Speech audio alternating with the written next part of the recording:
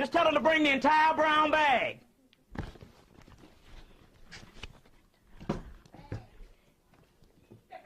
The entire brown bag. I want to show you something here. In here. To show you what's actually going on. What we're talking about here is you have the 30s, the 30s and the 90s. Yeah. Yeah. I want to show you this. Now I want to get a particular picture. You have I think Sister Delilah, I saw it in here the last time, but I want to show you this. With this whole thing has to come a Messiah that lines up with the whole thing that they're actually dealing with. And that Messiah is Martin Luther King. For white people, are basically what they want black people to follow. Now, let me get into this, because what's happening here is this. And we think that it might have happened far back as the 60s, but we understood that they took over the whole world with this whole Jesus Christ hoax. But they knew basically that the whole Jesus Christ hoax was the Jesus of the 2,000 years never existed. It was just a plagiarized thing of the god Heru, but the physical man never existed. So when Dr. Ben, they say, well, what about Jesus Christ? And he said, I don't know what the fuck you're talking about. There is no historical study of this man ever existing. So the people said, we're a little confused. I thought the Jeromancer said it was Yeshua ben Pandera. Well, a brother named Brother Otim, that is a well-studied brother, that we should have come to Philadelphia one time and speak, said, well, what had happened is that Jeromancy, in looking in his lecture, Historical Jesus, Mythical Christ, in his book, Jeromancy Lectures, in looking back at the time of Jesus, the only person that they could find was a guy named Yeshua ben Pandera. And said he was a revolutionary figure that was crucified by the Roman government. But that was the only person that they could actually find, but it did not necessarily mean that he was the Jesus of the mythical Christ, which the Hebrews and the Africans and even the Muslims knew would come in the last days, Mahdi, Har-Maku, Metatron. But the historical Jesus, mythical Christ, that particular book, but even Dr. Ben said that no, there was no historical person. So the white man said, well, we know it ain't going to be a white person. That's not historically adequate. But it can be a black person that we can paint as the Christ. And that black person was Martin Luther King. And the whole key with the whole Martin Luther King dilemma is for him to make a movement and actually die in the process. And we believe that he, either being an agent or one of the first clones, knew it, because the last tape where he's talking about going to the mountaintop, he knew that that was the last night of his fucking life. If you study the tape, this man knew that he only had either that night to live or no more than a month or two. You see. Or within weeks he would be dead. Including Malcolm X. Say, you know, you're looking at a dead man. He knew that based on the fucking Muslim was going to kick his ass for ratting out. And yeah, Honorable Elijah Muhammad did all those things with the damn women. But they figure like this, you don't need to run to no fucking Mike Wallace. There's a difference. We handle our business family matter. So we're not letting Honorable Elijah off the hook. He did to the women, you see. But you take the message and not the messenger. But the key is, based on Martin Luther King, we know that this is a classical setup where you also have the martyr type of a phenomenon kicked in. And as a result, we understand that the whole project was given, they had to give it a parade, they had to give it the birthday, and they had to give it all this stuff. But and I should have brought it to put it on the tape. But they got these new paintings in Atlanta, what white people did with Martin Luther King, with the thorns around his head like Jesus, with the Christ thing, that crown around his head, that crown of thorns around his head. And they got these new pictures like that. So what it is huh? They're selling prints of it. Right, so what the deal is they're trying to paint him as the Messiah, so they've already started to make him as equal as Christmas. Because the whole Christ thing, we understand, comes from another ancient mythology, but they say the only real person in modern history that we can account for that we would say was lined up with the original people that's supposed to rise up in the hills of North America is the person that we made, and that's Martin Luther King, which coincides more for white people than he does black people. So as a result, they have made him the Christ, and so as a result, this year you've seen something that is more phenomenal than anything. Because if they're still on this apology thing, all of a sudden, what happened was they shut down Wall Street for his birthday. Right. Yeah. Now, wait a damn minute. They don't shut down Wall Street for Washington's birthday, and he's the father of the country. Now, how is it that you go from 10 years ago even debating whether you're going to give this man a holiday, that some niggas had to fight hard to get that done, or either they will set the agenda and make you fight to make you think you're getting it done.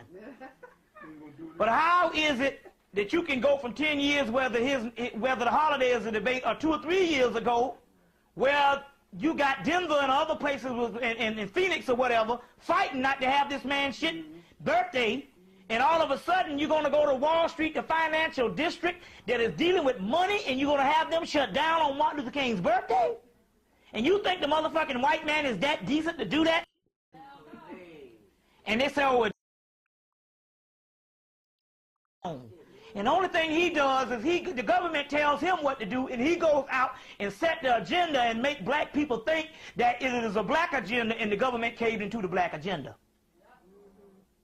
So they say, well, Jesse, no, the government decided to shut down on his birthday, and then another thing happened. On his birthday, the Empire State Building put their lights on red, black, and green. The Empire State Building, the Empire State is what it means, which is the head of America. New York City is the head of America.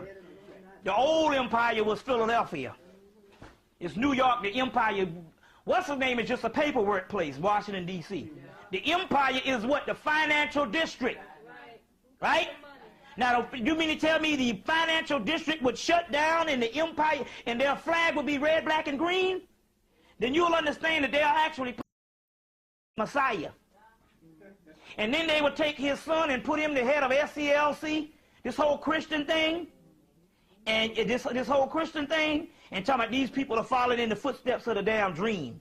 Fucking sons. Who the hell even know these motherfuckers? And since when did they come to some black community? You see what I'm saying? So the key here is, what you're dealing with here is, you're dealing with them actually fashioning their own form of the Messiah. Now, we don't know what the white man, he's psychopathic too. So we understand that he does things just in case. He said, well, why not? Why not make this motherfucker a Messiah? You see what I'm saying? It could very well work, because most black people are following him any damn way. You see, so it's very key that you got to understand what's actually going down. Just look at the magnitude of them shutting down Wall Street for a black person. You see what I'm saying? And I'm quite sure they got white people in their race that's done noble things that probably deserve for white people to get shut down, but they didn't shut their shit down. You see what I'm saying? So that ought to let you know something. But even the whole key is he was talking about, I'm going to the mountaintop. That's a form of ascension that he's actually dealing with. So it wouldn't be too far to say that maybe a year or so they might come out with a whole Bible on the whole thing of Martin Luther King and say, hey, this man is the true historical Christ. Right. Because if the Bible said Christ was coming back, they could say, hey, this is the true historical Christ. You see. And he would be a Christ. You know it was. I mean, but look, he was a Christ for doggone white people. He sure wasn't one with us. He was mad. A madman to tell motherfuckers to damn shed blood when they blew up your black daughters in a damn church. And niggas don't fight back. Right there, that makes you the damn punks of the world and not to fight back after they kill your daughters. Can kill your child and you don't do shit. You ain't nothing but a hoe for the rest of your life. And that seal black people, that they know that they can have their cooperation with black people forever. So it's very key that you understand that at this particular time on what's actually going down with this whole Martin Luther King thing. The other thing is they say, well, if we get this thing in the West, we might miss the East. So they say, well, what we're going to do is we're going to jump on the bandwagon and we're going to damn rescue the Dalai Lama in Tibet. Because maybe might come from Tibet. So they got all these white-ass movie stars and all these white people now about damn China and what they did to Tibet. What about South Africa? Well, they covered that part of the world with Mandela. So they're not leaving no stones unturned. But now all of a sudden they say, so we got the doggone north, south, east, west. The north, hell, that's this little boy, Philip, or whatever the name is, that they got the mama out of the way with trying to fuck a black man, Diana. Yeah. So that's supposed to be the new king of the north. The west, Martin Luther King. You see what I'm saying? The south, if you want to talk about longitude and latitude, that would be Mandela. And the east would be the Dalai Lama. So they would cover all portions of the globe and get new people to act as this other than the Pope. You know what I'm saying? Some sheikh or some other religious figure of the old cycle. But this is the way they do things ritualistically. So now they own the bandwagon, this Dalai Lama. I know he ain't got no juice. They asked this fool on TV, is the world getting better? And he said, yeah. Is America getting better? He said, yes. You see what I'm saying? They interviewed him about UFOs, too. You see, so I mean, this fool here, but you don't realize about the Tibetan and the Indians, there's a portion of the divine mysteries that the Indians lost. Because they got so many caste systems, you Tibetans and stuff, they got so many caste systems, it's so old until they lost a certain amount of things. You see what I'm saying? Well, he can't go home either. He's an outcast. What I'm saying is that's the whole key. See, if you understand the whole thing with the Kabbalah and the mystery of Shekinah being in exile, then you'll understand that the return of the Dalai Lama is also trying to line him up as the Eastern Messiah. You see what I'm saying? As the Eastern Messiah. You see. So what it is they're trying to paint this world Messiah all around the doggone globe. Covering all bases. So now all of a sudden everybody concerned with the Dalai Lama. Because you got to realize American society is whatever the government wants you to damn be a champion of, you'll be a champion of. If they tell you not to save the rats, if they give a damn campaign the right way, you'll be saving rats. You know, everybody crying about a fucking mink. You see, people been wearing fur coats for thousands of years and stuff, especially if you was a damn dog up in damn Alaska. What else was you going to do? You better wear one, but I'm talking about all of a sudden everybody crying for a doggone mink with it nothing but an oversized rat anyway. And it's a form of nature in the first place because, hey, you don't realize and all, we created it. It's nothing real big. It's nothing but some energy that's trapped down here. It just goes back to the doggone astral plane. So what is extinct? The whole world is extinct in that particular thing. So what? Wear your mink coat, you see. But they always get on the cause and stuff, so the white man always want to feel humane. That's the way he want to keep this thing rolling and all, just in case. Just in case some things happen. Now, Edgar Cayce predicted the destruction of a large part of the globe in 1998. And also, he said that the advent of World War III by 1999 and the end of world civilization by 2000. So this is the whole 2000 mark that basically most of the Europeans are going by. Edgar Cayce also said it'll be a child that will be born called John Pineal. If you know, John is the Hebrew Elijah, and the Hebrew Elijah is the Egyptian Tahuti, and Hermes and Anubis is a part of that, so it's actually talking about an energy. John or Elijah or Anubis or Tahuti would be the mysteries of melanin, because you get the Hermetics comes from Tahuti, and Hermetics is the mystery of alchemy, and the pineal gland would actually be the producer of the actual melanin. So this is Edgar Cayce was right on this, but the people are thinking it's a literal figure. You see, it's a literal figure, and it said, but this particular person will be born, and after this new avatar will guide the world to a new millennium. So they're actually talking about the pineal gland, Lucifer, light bringer, the guiding the world to a new millennium. So this is a metaphysical quote here of what is actually going to take place in black people. You see what I'm saying? Take place in black people. Now, dealing with other metaphysical mysteries, we know now that the heart chakra is one of the organs that produces knowledge.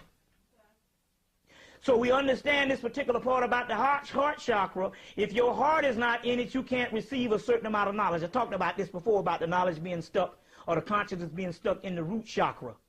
Well, the heart chakra, which is your the main part, which was actually from this on up, you can get to the higher pineal area. If the heart chakra is not open, you can't produce knowledge. So in actuality, by a person's consciousness being stuck on the lower on the lower base root of the actual kundalini, we are actually going to have to free those particular souls when it comes, because those souls won't be able to illuminate. It would take another 1,000 years for them to incarnate with an open heart chakra, that they could get to the point to accept knowledge in the way you accept knowledge. So therefore, we're going to have to help them along by killing the physical body. So that means thousands of our people are going to die too. Now, what do you mean by that? You're saying, well, is that talking about the same elitist thing? No. We're talking about now dealing with the whole thing with Revelations, the book of Coming Forth by Day, talk about a group of advanced beings that will come in and help and assist humanity to the next evolutionary phase.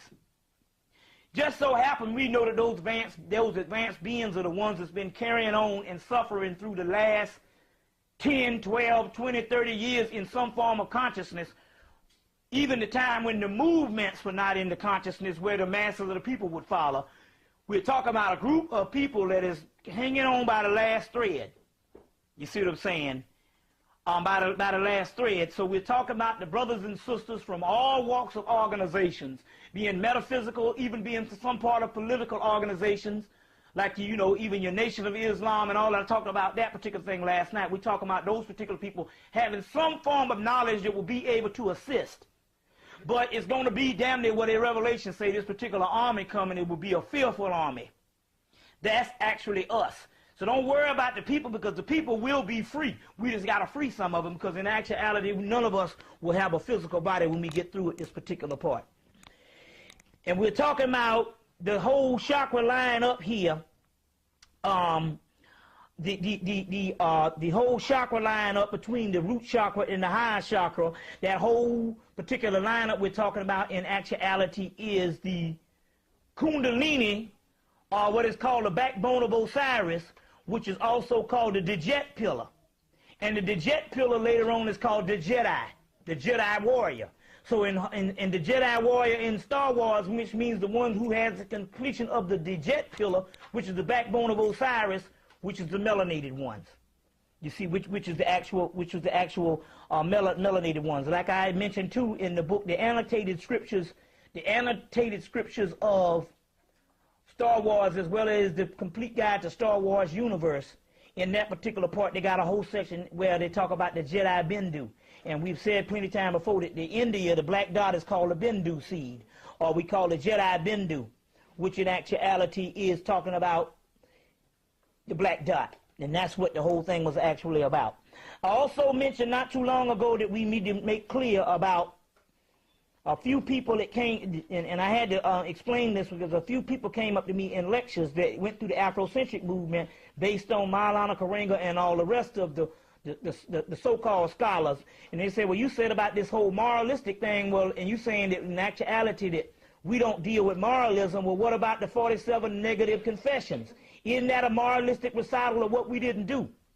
The mystery was, it is impossible for the physical body to be that righteous, because the physical body is such a low damn level, it can't be that righteous. It was not talking about the physical body. I didn't do this and I didn't do that and I didn't do this, or what you say, I must not do this and I shall not do this. That they took 10 from the 47 negative confessions and made 10 of those what is called the 10 commandments. It wasn't talking about that. The 47 negative confessions that they were actually talking about was what your soul didn't do.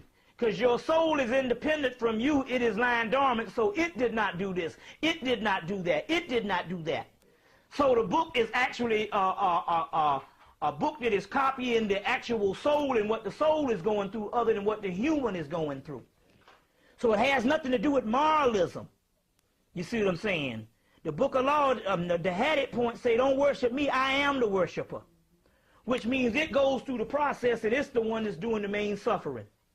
Doing the main suffering and all is what it's actually talking about. Also, to recap some things, the Gnostics talk about a Gnostic seed, and that Gnostic seed has all the knowledge And that Gnostic seed we know is melanin, and we're talking about a molecule computer chip in us that has restored everything, but some of our people are going to have to be removed from that. Going to have to be removed from that particular form. Also, there's a book called, let's see, did I put this here? There's a book called, let's see the name of this book. Let's see if I got the notes on this thing. Anyway, see that I put the notes in here. This book is talking about how we need to dance to line up the melanin, and how the ancient people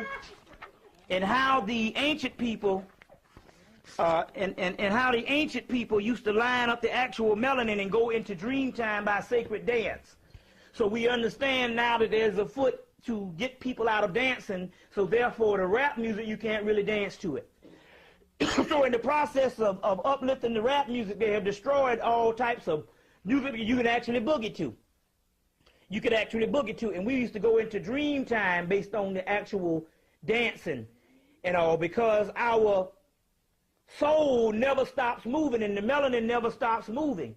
So therefore, we would go into dream time or go into an altered state of consciousness by doing the dance, because we'd line up with the actual melanin, and that was the only time that we would be at one with the actual melanin. So therefore, now everything is made to keep things dormant.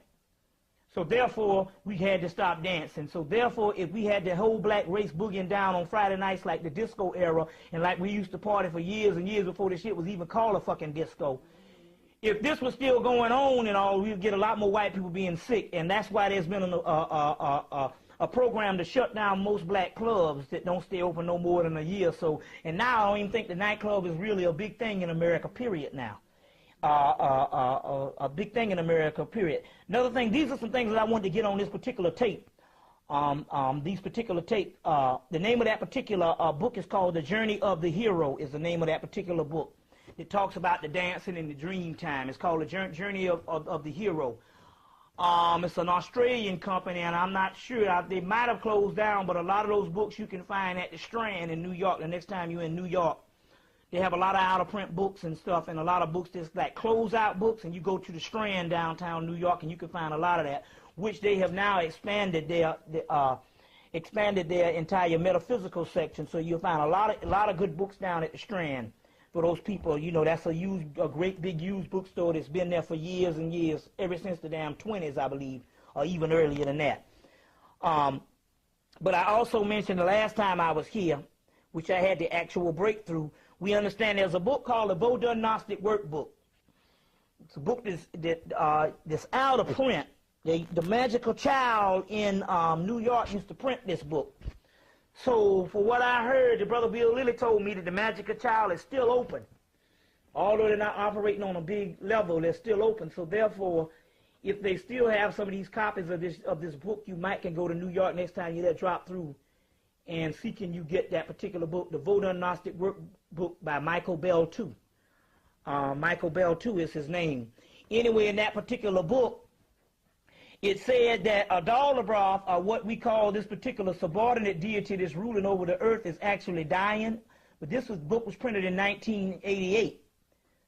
And the material was a bunch of work material. It came from the 1970s, the 1980s, and he put it all in one book by 1988. So we don't know how long this particular paper that was written on Adalabroth, or this subordinate deity that's keeping us in slavery, was keeping us in slavery, but it said this particular being that was keeping us in slavery was actually dying, which meant that the actual energy was dying out. But it said it was only being kept focused by a certain rituals by a certain group of people. And at that particular time, we believed it was the government doing these rituals to keep this thing alive. The last time I was in Philly, based on the Million Man March, and I spoke at Miriam's place, Sister Miriam's place, I had a breakthrough because the Spirit revealed to me how the process is actually done. And so I just wanted to put this on tape, that in actuality is done through the black churches. So what happens is when you go into the church and you pray to a deity, and you think the deity is up in the sky, which in actuality you're supposed to be actually focusing on your inner self, which is the true heaven, and you pray to that particular deity, wherever you focus your energy is wherever that energy goes to. So therefore, if they tell you that the Father's in heaven, and I told you that they said that there will beyond the heavens, and so they said that the Father's in heaven and you focusing on this particular deity, in actuality, you are giving this subordinate deity juice. So what happens is when black people go in these particular churches every Sunday, and some people damn 3 and 4, 5 times a week, but mainly every Sunday, this particular energy is what kept these particular entities or these particular gods that was ruling the universe, ruling this realm here, not the universe, alive. So when you go in there and start praying to these particular deities, you give that particular energy up, and it'll actually revitalize these particular deities by you giving out that type of energy. And that's why there's even greater campaign to put people back more and more into church. So you got thousands and thousands of black people finding Jesus, especially the ones that's been on crack and all that kind of stuff here. So they say, well, one brother asked me in South Carolina, he said, you said that Jesus never existed, and he is the enemy. Well, why is it that people can be on crack and can go into church and get off crack? I say they didn't go into church and get off crack based on Jesus. We have a mechanism in us which is called a subconscious, and you can tap into that subconscious and you can rid yourself from not only is by us being spiritual people, and when they go into the actual church, they actually tap into that subconscious by using the deity of Jesus, and it goes straight to the subconscious, which is an ancient way that we used to deal with statues and the Christ and the actual netters by focusing on a deity to tap into the subconscious. So they do it haphazardly, and they just attribute it to some Jesus Christ getting their ass off a crack.